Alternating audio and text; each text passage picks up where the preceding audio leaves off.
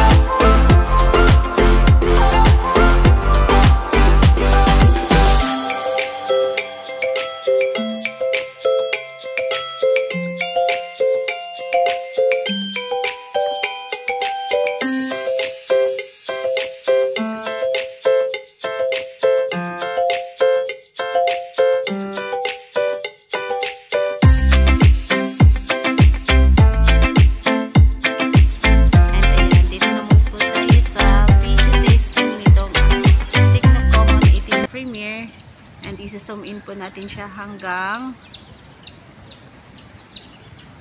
5 times. Ayan, nakikita na yung mangga may hinog-hinog. And then 15 times. Sa kapitbahay po yan ng mangga. Ayan, hanggang 15 times po lang po ang kanyang video zoom in. So ayan, nakikita nyo po. Medyo klaro naman po siya at yung isa hinog na. Araw-araw ko po tinitignan tong manggang to. Ayan.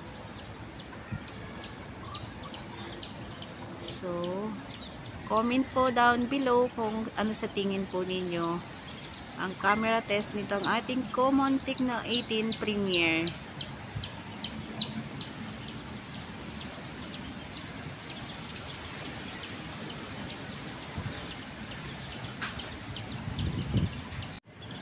Ayan, ito po yung ating times 5 video recording. And then, isi-zoom in pa po natin siya. Ayan, 15 times. Ayan na po, sagad na po siya ng 15 times. So, ibabalik po natin siya, no? Ayan na po yung regular video niya na 1 times. And then, ayan po yung kanyang 15 times. And ayan, syempre mga langga, meron po itong short film na tinatawag ang Tecno Common 18 Premier. So, ipapasilip ko po sa inyo.